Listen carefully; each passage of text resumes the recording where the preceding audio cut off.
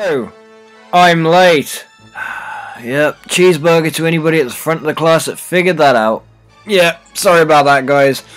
I've been away at work lately and away with the girlfriend over the last couple of weeks, and around Christmas and New Year and everything else, of course. Everyone's fucking birthday and everything has just been lately. I've had no time to touch a computer at all. But of course, typically I've missed a load of chances for new videos. There's been so much news buzzing around Dragon Ball Super at the moment and Dragon Ball Z because of the Dokkan battle updates and all this stuff. Literally everybody on YouTube is now suddenly a massive Dokkan battle fan.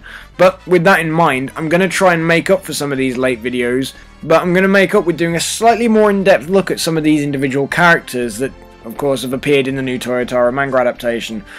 But I'm going to try and put a little bit more time into some of these that some of the other YouTubers have done, because I think there's a lot we can see just by scrutinising some of these characters. I think a lot of people have missed opportunities to point out some things that I've noticed that I don't think a couple of other people have. So I can't promise anything factual, but everything is speculation at this point. So without further ado, let's just get straight into it. Frost! Yeah.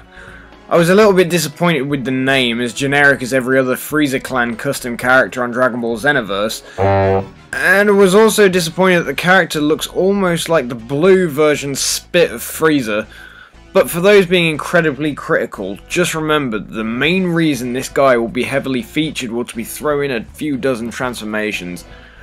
I can honestly see this guy being brutal in his final form. Maybe bursting out some awesome scenes. I mean, if this guy fights Vegeta, I will be so hyped.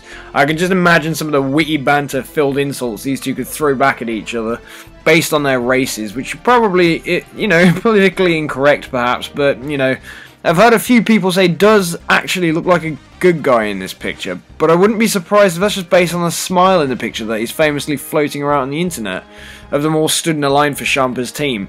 Because if you look at this guy in the manga adaptation, where his actual debut was, this motherfucker is actually looking pretty stern and angry, and let's not just forget how many times Frieza and King Cold smile in their pictures.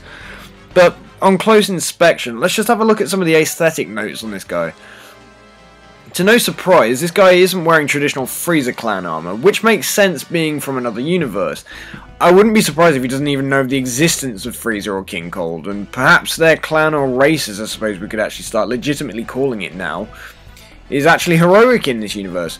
Who knows?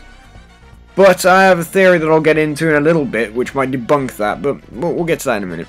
So, no armor, and he's obviously got an incredibly similar mug to Frieza, but of course he's got those ear protection thingies, you know, just to try and tell him apart a little bit. He's got those pads on his ears there to protect his Dre beats while he fights. He's wearing full-blown tights now. None of that forgot to put on bottoms because he'll be floating in a hoverpod look going on like Frieza had. Now, I'm going to get into a bit of deep speculation here, so just remember that this is speculation alone and not factual. Judging by the portrayal of his drawings on this particular page, it looks as if he's actually all ready to fight. It kind of looks like his fist is clenched, like he's pissed. Then you've got that corner panel down there where he's looking to the side, and he looks like he's looking in disgust, like he's fucking pissed by something. You know, he's angry, man. Perhaps Frost hates the Saiyans just as much as Frieza does. Perhaps even more. Maybe he can just tell that Goku and Vegeta are Saiyans without even... Unless Champa's even possibly briefed them on this, so they're all aware of what they're going into. I mean, I suppose it'd be stupid if he didn't try and give them a bit of a heads up. But maybe Kabe, or Cabe, whatever his name is. I know it's a pun on cabbage, but that's the best we're really going to figure out until he gets, until we get a vocal dub of it. But the Saiyan, anyway, is to Frost what Vegeta was to Frieza.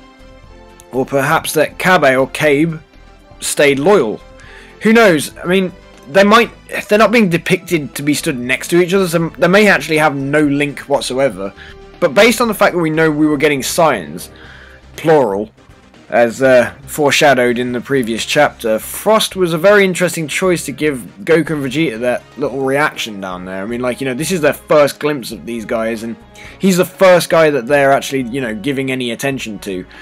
I know they've just come out of the Resurrection F arc, or the Fukatsu no F arc, but Saiyan Gods were also heavily featured in that arc. So it's surprising that they didn't go for Cabe or Kabe, featuring them in this panel. I mean, I'm expecting big things from Frost at this point. Giving him that first reaction to me gave his character a massive build-up. I mean, perhaps we're going to see him take form that would rival the challenge that Golden Frieza would have given him had he trained and regulated the form. But I suppose at this point all we can say is we just have to hope his bark is as big as his frostbite. Yeah, it was... wish I hadn't said that.